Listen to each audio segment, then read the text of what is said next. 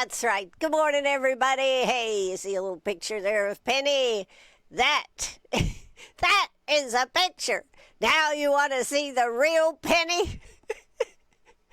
Yeah, there she is. Princess Penny, just snoozing in her chair. That's why I put that picture up. I said, well, Penny, we need something more alive today. You know, people are going to think you're just stuffed. Look, move your head a little bit. Tell us you're alive. I'm alive. Leave me alone. Okay, good morning. How you doing, everybody? Penny is snoozing. I am here just coming off of the weekend. It is Monday. The 29th of June. That's right. So here we are today getting ready for a big 4th of July. This past weekend was Sunday was Carolina Day, which of course has to do with Carolina, South Carolina's part in the Revolutionary War. We beat the bejeebers out of the loyalists out of Britain, and they turned tail and went back up the waterway, and the South Carolinian patriots were successful when they used the only thing they had. Palm trees. Yes, I'm sure you've heard the story right here on WCRS radio. We're going to talk a little bit more about it later, but Carolina Day, this was a very, very important part of the road to the revolution, and South Carolina played a pivotal road. Yes, I am Ann Eller, and I am here with you this morning with some things to talk about. Maybe things aren't exactly the way we think they are. Have you ever felt that way? I'm sure you have if you are alive, right? We all often wonder, maybe things aren't exactly the way they think they are, and that's why my mind works the way it does, because so many times I don't think things are the way they are. We got a few stories we're going to talk about here this morning. One is about the South Carolina budget. That's right. Here we are, June 29th. They're supposed to have a budget ready to go on July 1st. They have the possibility of a continuing resolution. The question is, might it be better just to let a continuing resolution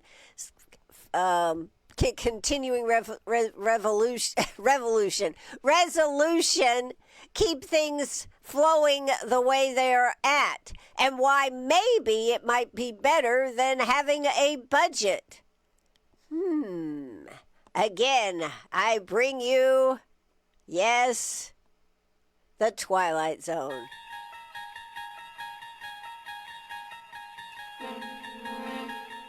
All right. Well, anyways, I thought, that's an interesting question. Also, do you realize about birth certificates? Did you know? Well, I'm not going to tell you because you're going to have to stay tuned. But did you think that South Carolina would allow you to update your birth certificate?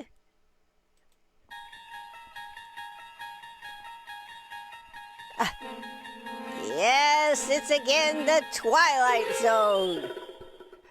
I was actually shocked, but we're going to talk about that a little later in the show.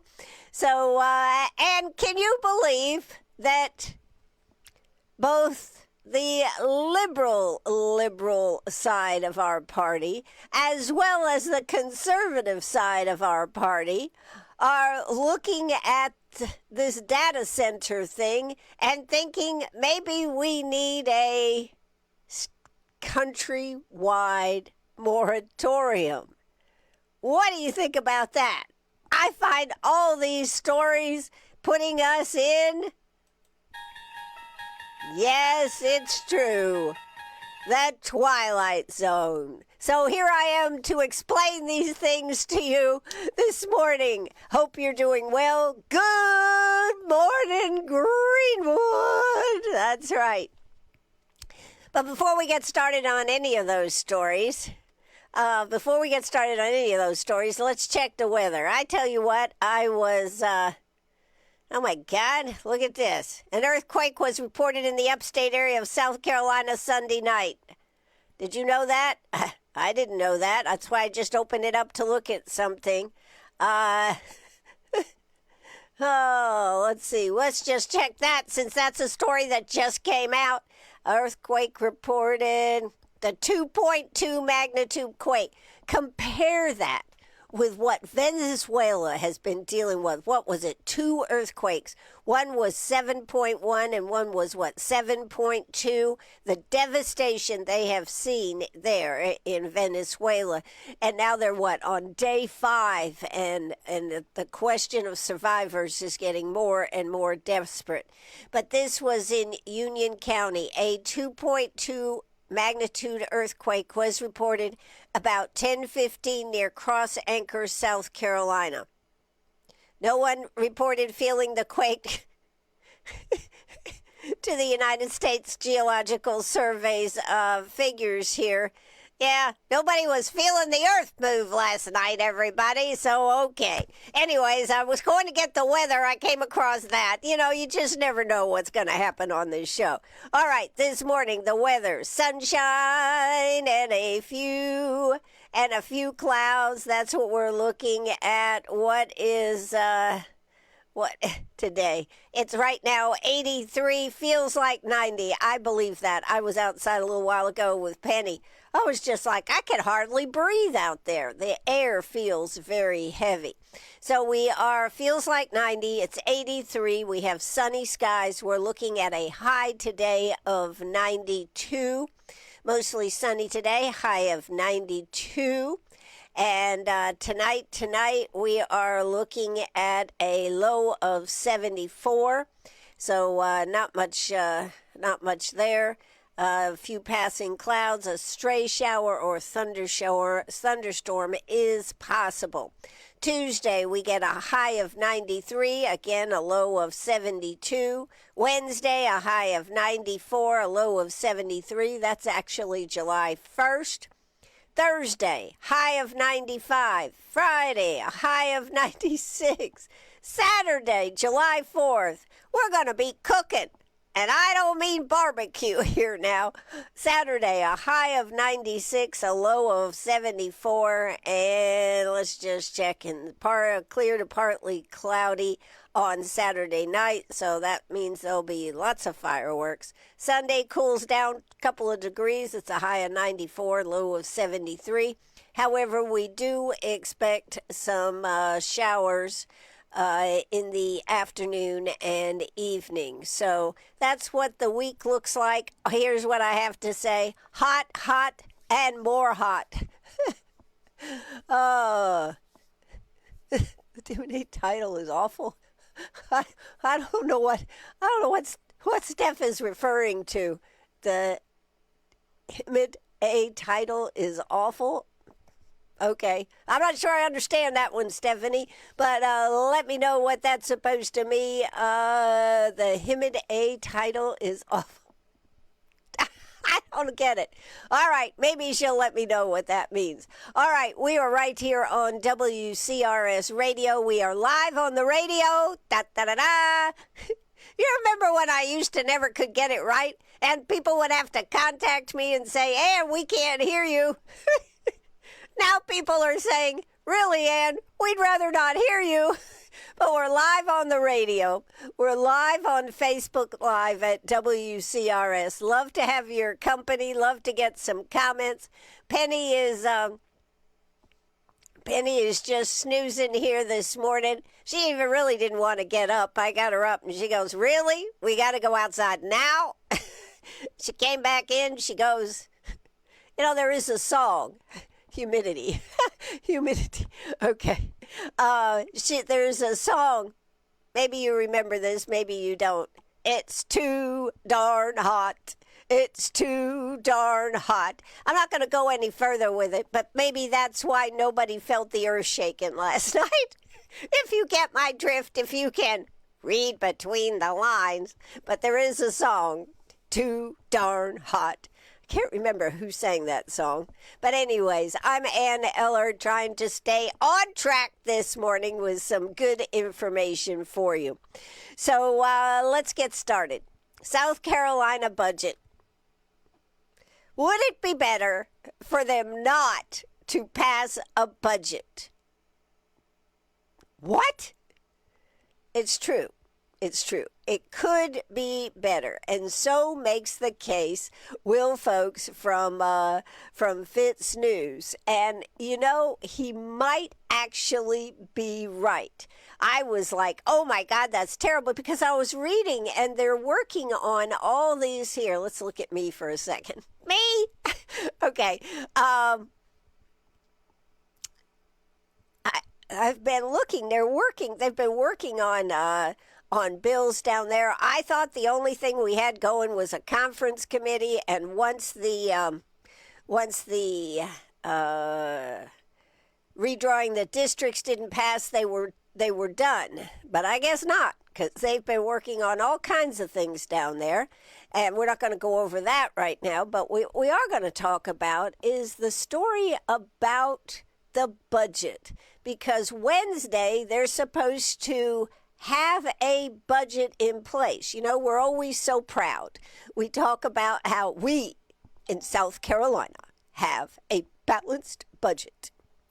Well, our budgets have been increasing over the last few years, basically because I guess we have more money. So why not spend the money? And as you know, we have had two governor candidates. We're now down for the Republican side. We're down to one. And one of the things that Alan Wilson is proposing is that we have and I think a lot of people would say that, we have a spending problem. So really, would it be a good idea to just have a continuing resolution and fund the state based on last year's budget? It could be. It could be. And will some of our senators, it's really, I think, in the senators' hands. There's three in the budget conference, 3 senators and 3 House members. But I'm going to give you some facts and figures here this morning just to let you mull this over. And the question is, would it be better to just have them do nothing? We complain all the time they don't do nothing. This is one thing where we might actually be happy when they didn't do nothing. And of course, this is assuming it isn't, let's see, a little over a month ago, an uncomplicated piece of common sense legislation took effect in South Carolina, which could have profoundly positive impacts for the future of the Palmetto State's economy.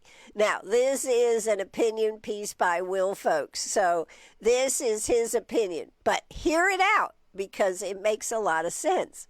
Assuming it isn't usurped by something else in the coming days, weeks, or month. And it was a resolution which unanimously and unceremoniously passed the South Carolina Senate in late January, cleared the House of Representatives in early May, and was signed by the governor 6 weeks ago, back in the middle of May. This bare-bones resolution simply states, they must have known they weren't going to be able to do it. Okay. That if members of the South Carolina General Assembly fail to pass a budget for the coming fiscal year, which begins Wednesday, that the authority to pay the recurring expenses of state government continued at a level of amounts appropriated in the current year's budget.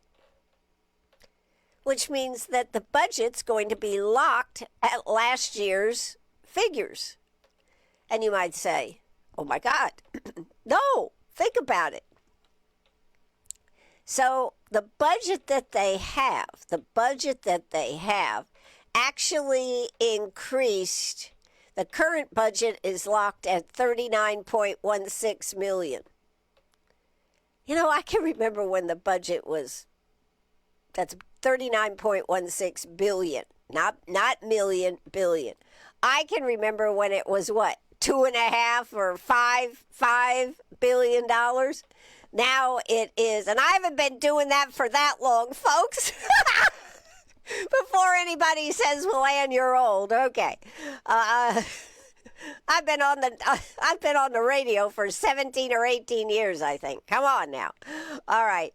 So the current budget is locked at $39.16 billion, including 13,000 plus billion in fees and fines from the Palmetto State citizens, 13.2 billion in state taxes, and 12.4 billion from Washington, D.C. So, anyways, while that $39 billion is massive, it's less than, what do they propose for this year? $42.5 billion budget. That is the budget the House, not the Senate now, the House is currently attempting to put on us taxpayers. That's a whopping $3.38 billion, to be precise. This is unbelievable. They say they're doing things to help us, but they're not. And that's why I think one of the things that is so important is that we hold the feet to the fire of at least the next governor, because $3.38 billion. But now I want you to hear what Will Folks says could be the alternative and how this could be a silver lining for all of us in South Carolina. The massive gap between the current and proposed spending plan isn't the only funding lawmakers could potentially repurpose from bureaucratic bloat into private sector empowerment in the coming months. There's even more projected revenue coming into the coffers, which means we're looking at a once-in-a-lifetime opportunity to address increasingly pernicious affordability issues plaguing broad swaths of our state's populace. Issues which have dominated campaign rhetoric across the state for months. That is so true. So, will lawmakers take action or no action and have the courage to take no action and let the clock expire on the proposed budget? I think this is an excellent, excellent question. I don't know how it'll turn out, what your legislators will do, but you've got today and tomorrow for them to make up their mind. So if lawmakers simply refuse to pass a budget Monday and Tuesday, South Carolina could have potentially $4 billion or more available for income tax relief come January of 2027. That could equate to more than $2,000 in immediate one-time relief on an average per Palmetto State taxpayer. Now, I don't have the official, is this true? This, again, is from Will Folks. So I'm just saying, but $4 billion, that's a lot of money. While and this could also setting the stage for longer-term permanent rate reductions. So this is a case where maybe them doing nothing would be a good thing. We harp at them all the time that they're not doing enough. In this case, let it be. Let it be. So, and he does go on to say that such a massive influx of money into the economy, that is, if they did, and of course, that's a question whether they would do it or not, would the $2,000 on Palmetto State taxpayers, if they actually refunded that, would dwarf the $112 in average one-time relief the House provided to just 42.8% of taxpayers. Remember when we were talking about all those things, while leaving almost 35% of taxpayers with nothing, and actually raising taxes on 22.6% of the filers. Again, I don't know. This is an opinion piece, so you always have to question all the issues. But one thing is for sure, it would create a $4 billion windfall for something if they did not get to move the ballot up, if they did not get to put their budget in place. So, if they did this, what do you think about that idea? It says there's a reference to $340 million in pure pork barrel spending approved by the House, and the lower chamber's refusal to adopt a $240 million recurring property tax cut, which is a top priority of Harvey Peeler. See, they have the conference committee from the Senate is Harvey Peeler, who is the finance chairman, banking chairman Tom Davis, and minority leader Brad Hutto are more than willing to accept a continuing resolution if the House doesn't materially cut their earmarked and rolled up projects and put reoccurring money on the line to find a property tax like the Senate did. Isn't this interesting? Here we are down to the wire, but this is so typical of our House and Senate, isn't it? Down to the wire, and here is where they stand. One of the things I didn't know, and it does need to be verified, but did you know that there is a secretive bailout for crony capitalist Scout Motors, one House leaders tucked into their version of the state budget? Depending on which estimate you accept, the Scout Motors amounts to $117.1 million to $153.9 million corporate welfare handout. The question is, our Senate leaders, because they're the ones that have the power in this case, finally tired enough to put a stop to the spending madness and start standing on business, i.e. business for South Carolina business? Well, as Will Folks says in that article, we'll know soon enough. Wednesday, they either have to have a budget turned in and sent to the governor, actually tomorrow, I believe, or on Wednesday, the amendment stands that we will be dealing with last year's budget. So the question is that a bad thing? Love to have your opinions on that. 864-332-9355. 864-332-9355. Love to know what you think about that. So, let's see. Stephanie says, my property tax went up both for my home and for my vehicle in Lawrence County.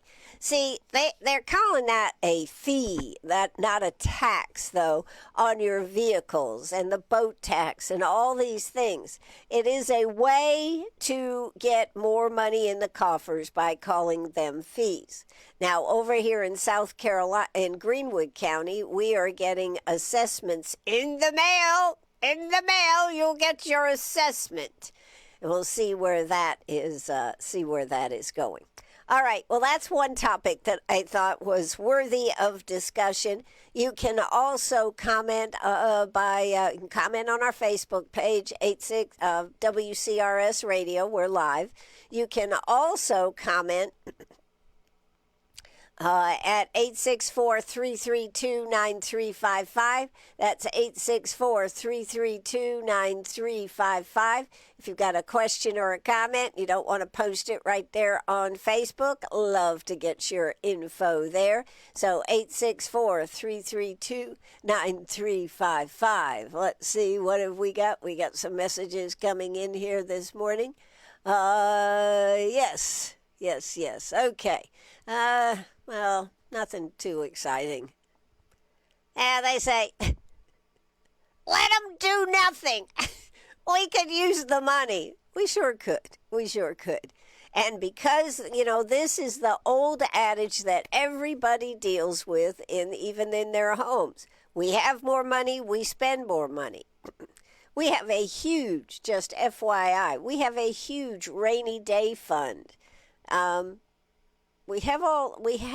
South Carolina is very, I'll use the word well to do, rich.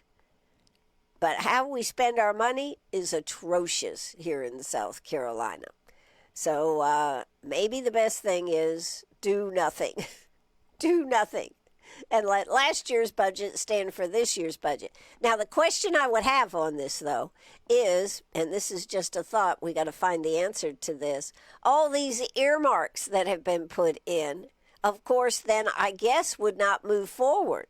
So all these things that, quote, had been approved in the budget will not go through, which could be quite devastating for some of the things that were on the block. So, just FYI. All right, I'm Ann Eller. We've been talking about that for a good while, but I thought it was a well worth topic to talk about. Let's see. When we come back, we're going to talk a little bit about data centers, just real quick on data centers. And I've got a piece that I think will blow your mind on South Carolina about birth certificates. Did you realize there is a process where you can go through and update your birth certificate right here in South Carolina? I wouldn't have thought that was possible, but you know what? It is. All right, we are going to take a real quick commercial break because, we are in the Twilight Zone.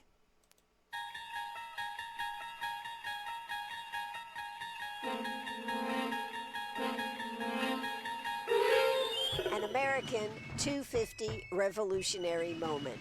As America celebrates its 250th birthday, let's journey back to a remarkable day that helped shape our nation's fight for independence. Just 6 days before the Declaration of Independence was approved on July 4, 1776, a pivotal battle unfolded on the South Carolina coast.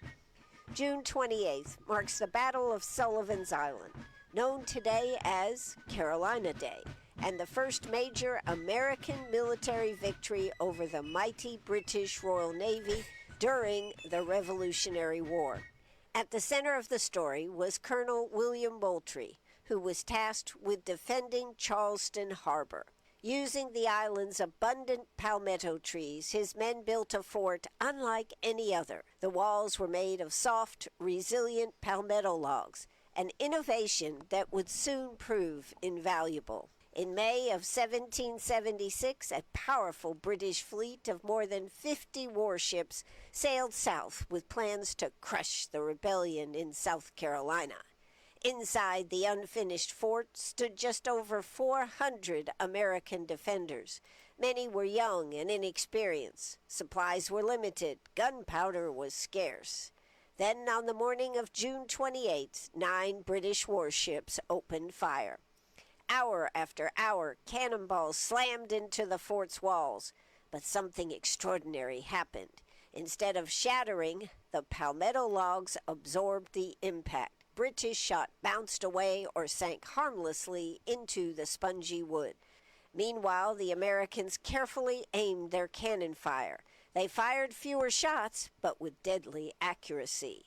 By sunset, the British attack had failed. The Royal Navy was forced to retreat. More than 220 British casualties were reported, while the American defenders suffered only a fraction of those losses. The victory electrified the colonies. It proved that ordinary Americans could stand against the world's most powerful military force and win. Today, the palmetto tree remains a proud symbol on South Carolina's state flag and is the reason South Carolina is known as the Palmetto State. For 250 years, South Carolinians have remembered the courage displayed at Sullivan's Island and the patriots who helped change the course of history. This is WCRS Radio, sharing the voice of 1776, brought to you by WCRS Radio and the Issaquena Chapter, Daughters of the American Revolution. Hi, this is Brantley with Greenwood Chick-fil-A. Nominate your office, teachers, church group, or team for breakfast for a bunch with WCRS. We love surprising and delighting our Greenwood community. Call or text 864-332-9355. It would be our pleasure. Call or text 864-332-9355 for breakfast for a bunch with WCRS. Have you noticed that things feel a little strange? A little peculiar? That's because we're living in Bizarro World.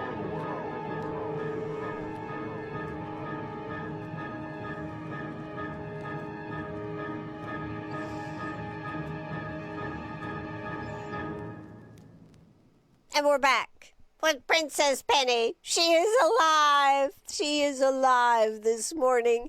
She goes, what are you talking about, all this crazy, boring stuff? Why don't you tell them the story? What story do you want me to tell them? Oh, yes, the story about her chasing deer. Oh, my God, she had another wonderful day. Yesterday afternoon, we go out about, I don't know, it was 5:30, 6 o'clock. And Penny's just kind of moving along. I look down on the lower 40 there, and there are standing two deer. Penny hasn't even noticed them yet. All I have to do is say the word DEER, and she is scanning, looking everywhere. She sees them, and she's turning her back on me now. And she's turning her back, and she sees them. She goes, I saw them before then. Okay, I'm telling the story. Anyways, she turns, she sees them. Slowly she walks towards the deer, very slowly. And they are frozen, trying to think, will she really see them? All of a sudden, the deer go to break to go into the woods. Penny chases after them at a roadrunner speed of pace. She heads into the woods slightly, and then she turns around and she goes, nah, they'll be back. So we run around the other side to see if they came out on the other side of the woods. They didn't. And Penny goes, it was another good day at the OK Corral. Another dream to think about. The day I actually get right up to the deer, and then I don't know what the heck to do. Ha! All right, that's a Penny story. I'm right here with you right here on WCRS. I am Ann Eller, wearing my 1776 shirt here with We Declare our independence. That's right. You know, it really amazes me. This is an aside. It really amazes me is how many people that keep talking about this in the media. How many people are not excited about the fact that we've made it 250 years? How it doesn't seem that exciting. It seems to me like more people coming into our country for FIFA and everything are excited about our country, but our own people are not excited about our country. Why is that? Maybe things aren't exactly what we think they are. That is today's theme. So maybe that's it.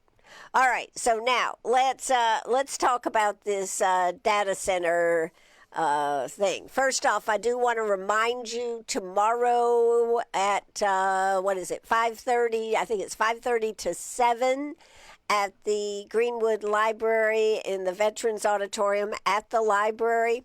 They will be discussing the new text amendment that they have evidently, if I'm understanding this correctly, they have updated the some of the terms in the text amendment. So, really, if you are interested, and I know a lot of people are interested, You might want to go by. Now, there will be no officials there. There are people from the Planning Commission that will be there to discuss it, but we will not have any county council or county manager or any of these people here. These will simply be people, I guess, that have worked on it. But it is your opportunity to see what will be coming up the following Tuesday at County Council.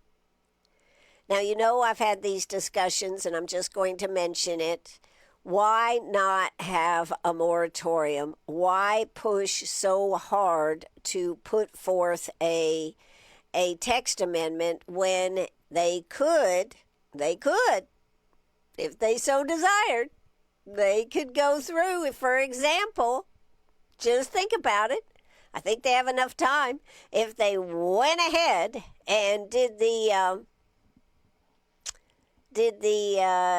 called a special meeting to have it on Monday, simply to vote on a second or a hearing or whatever it is for the text amendment on Monday, next Monday. If they did it today, even with county council, with the fourth and everything, I think they could be in compliance. And then they could have both things on the table at the same time. I don't know why we haven't done this. I'm just asking, why not? Why not have both? What is the harm in having a moratorium here in Greenwood County and looking at what everybody else is doing, including the state? But now, most interestingly, I don't know if you've heard this or not, on the federal level, what they are looking at. And what they are looking at on the federal level, you're never going to believe this, because I found it hard to believe. I found it hard to believe that AOC and Bernie Sanders have put together a bill to have a federal moratorium. That's right. A federal moratorium. Have you heard about this? I was shocked to hear it. They are saying that there is a lot of questions, particularly as it comes up to power, for the power and the water and this type of thing, that they need to look at this. Now, we all know President Trump wants data centers. He feels that it is a way for us to stay competitive with China. But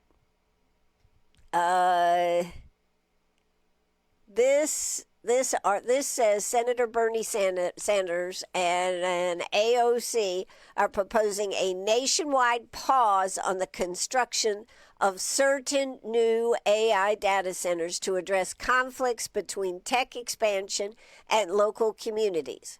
Senator Bernie Sanders and AOC are pushing one of the most aggressive federal responses yet to the AI boom, a nationwide pause on the construction of certain new AI centers. The proposal puts a spotlight on the fast-growing conflict between tech expansion and the people living near these massive facilities that power. So, through the Artificial Intelligence Data Center Moratorium Act, Sanders and OAC are seeking a temporary federal halt on the construction or significant expansion of certain AI-oriented data centers. So, this is, it says, as Data Centers Dynamics reported, the measure covers facilities used to train or operate AI models at scale if they draw more than 20 megawatts, use liquid cooling, and contain racks rated at 20 kilowatts or more. I have no idea, but those are really big data centers. So, before any covered project could move forward, the bill would impose several conditions. So I'm not going to go into it. I just found it interesting that now in the federal government, our ultra-liberal side is saying maybe we need a moratorium. The push arrives. This is because it just seems like this data center thing is moving way too fast, way too fast. For many communities, this debate is not really about abstract AI policy. It's about electricity bills, water use, noise. I think noise is becoming a really big one.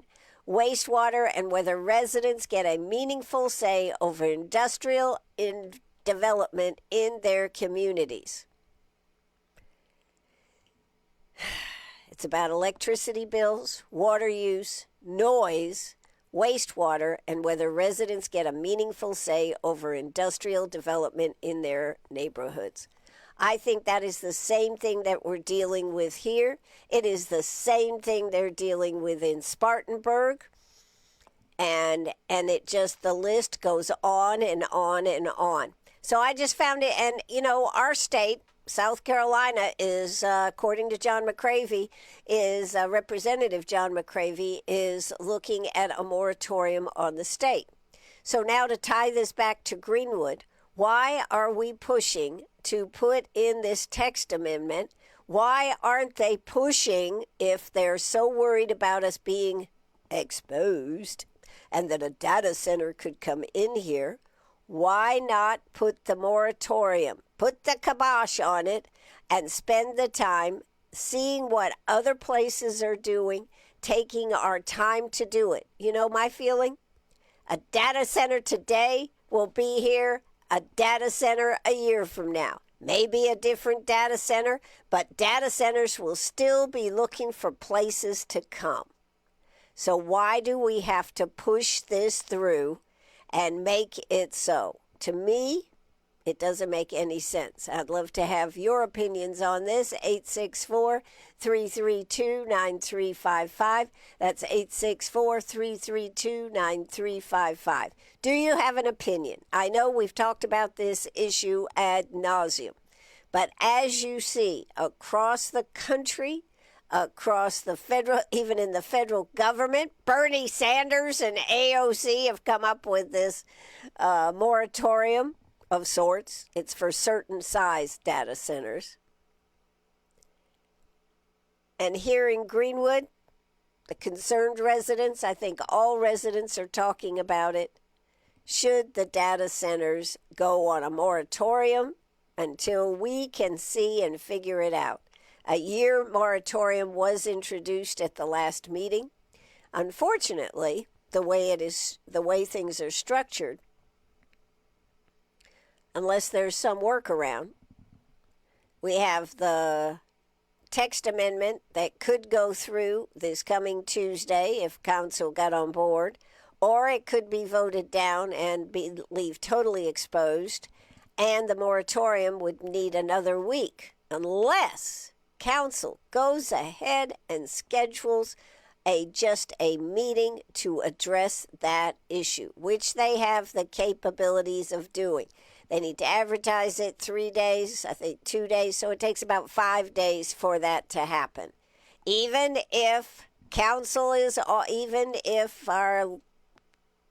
our local governments are closed or whatever, as long as these things are in the books, I think it counts. So, call them. Let them know your opinions. All right. That's all I want to say about that. Tomorrow evening from 5:30 to 7, they will have the new text amendment, the things that they've been working on to make you happy. They've been working on to try to make you happy. That is, the Planning Commission has been working on that. Okay, we did get a comment on the budget one. Stephanie says she has complete faith that they will mess up the budget. Probably. Do nothing or mess it up. They'll do something. All right. Now, there is a third story here, which I really think I ought to hold off on this one. This is a story, but I'll tease it, and maybe we'll talk about it tomorrow. This is a story about South Carolina and birth certificates. And this not only has to do with transgender, although it has come to the fore in our country, across the country, as people are wanting to change their birth certificates. And the thing that I found interesting is that South Carolina is one of the states where you have to jump through hoops and everything, but you can update your birth certificate.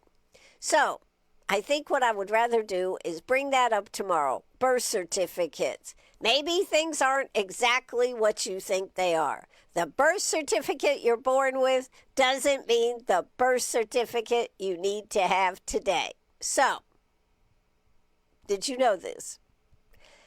Originally, I will tell you this law was made so that if there was a mistake on a birth certificate, that someone would not have to live with that. But now, it can be changed with a process. Did you know there are about 10 states in the United States of America that do not allow any changes, and then some states have a very narrow scope? So I found it interesting. We'll talk about it tomorrow. I'm out of time. So let's talk about some of the things that are upcoming here. We've talked about the data centers. That's going on. What else is going on tonight? Let me flip back over here. Tonight is the last in the installment of the talks that they have been having at the at the museum. You know, we need to give a big shout out to the museum. The museum has really done an excellent job of keeping Greenwood County in the loop for what is happening with America 250. You know, somebody sent me an email and they said, Ann, do you realize there are no flags out in uptown Greenwood? Now, I have not driven uptown today. I did not drive up there yesterday, but they sent me this email yesterday and said, do you realize there are no flags out in uptown Greenwood? And that they had been driving, they had been on a road trip. I think they'd been up to Pickens or somewhere in that area and driven through all these little towns that have all this flags, banners, all this kind of stuff to celebrate 250. And they were disappointed that Greenwood did not have more out there. We didn't have any flags. Now, maybe they're putting the flags up today. Maybe they went up yesterday evening. I don't know. But the flags are the thing that people are talking about, and as far as spirit. I know that we're not having any real events on the 4th of July here in Greenwood. I think part of it is because the Blues Cruise and Festival of Discovery kicks off the following week. They are having at 9:30 on the 4th of July, Saturday morning, they're going to be having a reading of the Declaration of Independence. There will be some people dressed in reenactors and this type of thing will be dressed, and they will read the Declaration of Independence. It's probably going to take about a half hour, and that will be in front of the Veterans Center right there in uptown Greenwood. But folks, I agree. Where are the flags? Where's the hoopla? So that was one thing I wanted to mention. The very fact that tonight they are going to have. Let's see, where is it? They are going to have the last and final speaker of the 4 speakers that they've had leading up to the 4th of July. The fourth one, this one will be, where did it go? Where'd it go? What did I do with it? I thought I had it. Oh, yes, the museum speaker for this evening. This is going to be a topic of Fort Charlotte and the Carolina backcountry on the eve of the American Revolution. Presenter will be Tanya Guy. Tanya A. Broder Guy was born in Augusta. She has lived all of her life in South Carolina, and She is graduated from North Augusta High, received a BA in history, and she is currently the library director of the Johnston Genealogical Research Center. It is the home of the Old Edgefield District Genealogical Society in partnership. And this is a position she's held for over 25 years. So she's going to be talking about some of the background on this, Fort Charlotte and the Carolina backcountry on the eve of the American Revolution. That will be at 5:30, supposed to be about an hour talk. It is at the Greenwood Museum. So if you are interested and would like to hear about that, go on out and check that out. So that's going on, and that has been, they've got the big exhibit at the museum. The Road to the Revolution is at the museum, and that is going to be an exhibit, an evolving exhibit. If you see it once, you need to go back again because it's going to constantly be changing. I love the idea that you can go from down the Patriot side or down the Loyalist side and understand how we got to where we were on the Revolution. Friday, Karen Petite and her dog Louie were there doing a great program. I think they had about 150, 160 people come, learn how to make tricord hats and do write with invisible ink, and got to talk to Louie, and she read a section of her book, Celebrate America, the people declare independence. And so it was a great program. People were talking about it. So kudos to Karen Petite and the Issaquena chapter of the DAR that put this together. So that's the museum. By the way, the museum is going to, well, it's normally closed Monday and Tuesday. They do have that event tonight at Monday night, so it will be open tonight. But they will be closed Wednesday through Saturday this week to take off for the 4th of July. So that's that one. Now, what else did we have of interest to talk about here this morning? Oh, I had some more. I also want to tell you a funny story. I went to a birthday party for Ethan, who just turned 7, and his birthday party was a lot of fun. They had oodles of kids there. I'm telling you, it was not really my comfort zone, but it's okay. And all these kids here, and they were serving hot dogs, and it was just an old-fashioned. Ethan got a trampoline for his birthday, and everybody was trying out the trampoline.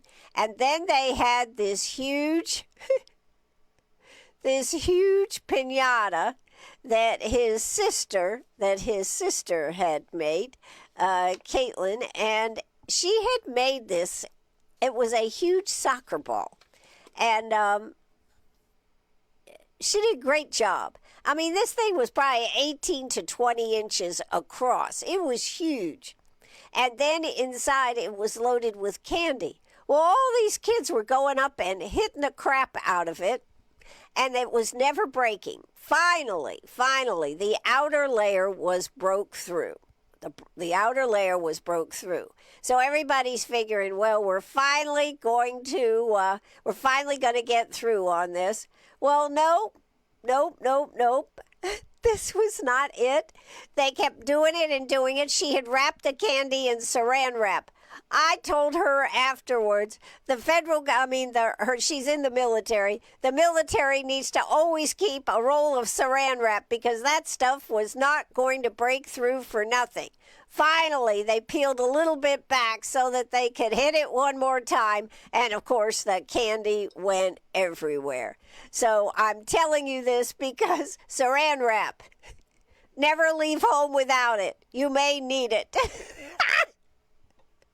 I also want to wish Ethan a really, really happy birthday. He had a great time, and a lot of people really enjoyed the evening over there, so at their home. So it was great. Now, a couple other things coming up. Here it is. Fireworks for Jesus, free Brewster's ice cream, free Pages shaved ice, barbecue plates $10. All proceeds go to KRP Recovery House.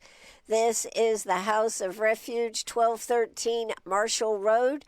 That will be Friday, July 3rd from 7:30 to 10 p.m.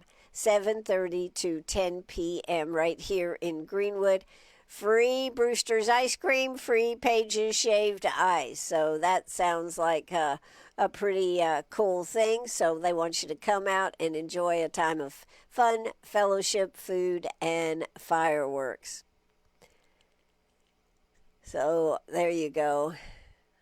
What else do we have? Tonight, there is a Braves game, but they will be at Alice Mill Park in Easley. That is tonight.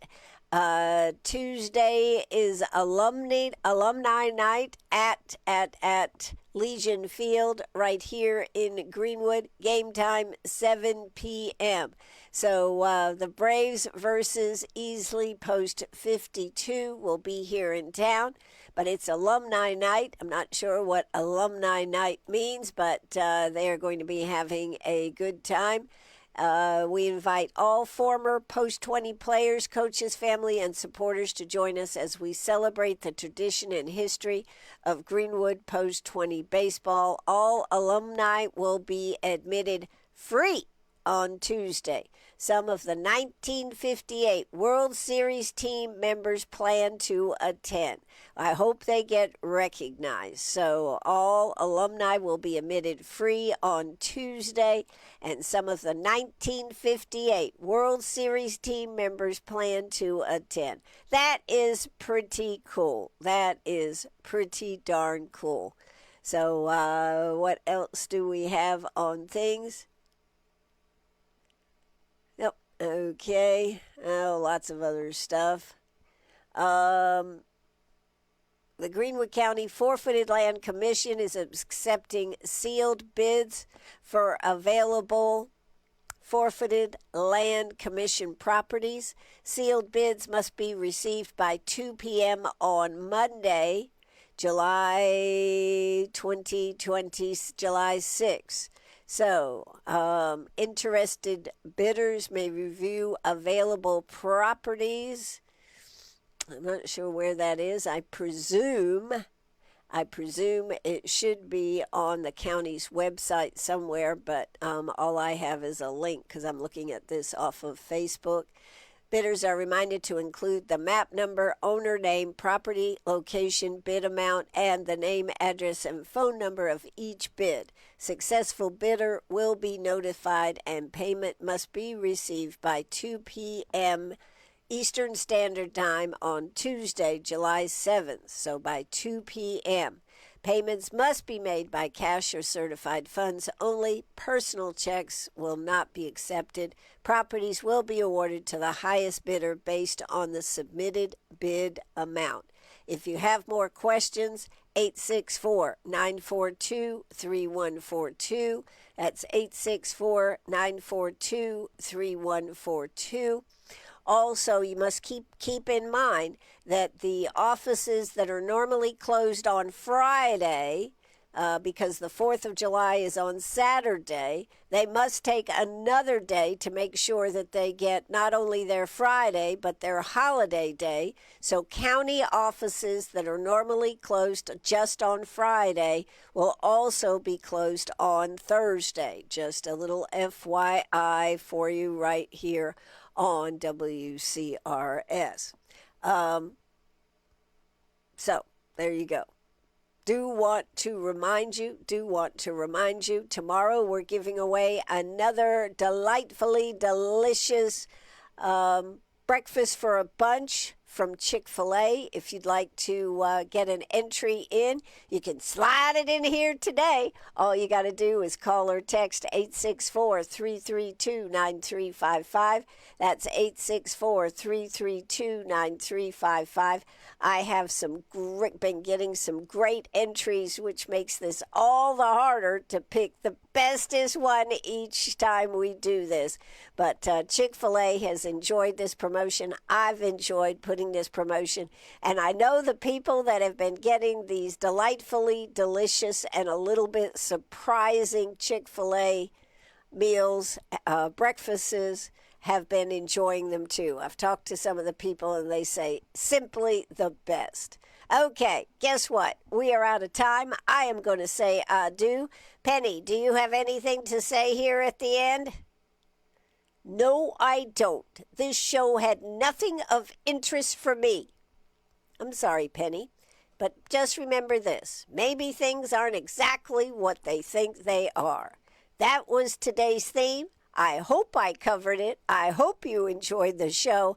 I hope you'll come back and sit with us tomorrow morning, have a cup of coffee, have a glass of tea, or whatever your pleasure. Rearrange your schedule accordingly, but be here, 9:30 to 10:30. But remember, if you can't, you can always go back and watch it and or listen to it on WCRS 1450am.net and on Facebook at WCRS Radio.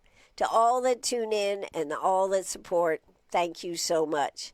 And may the force be with us as we move forward into 250 years of existence right here in Greenwood and across this great land.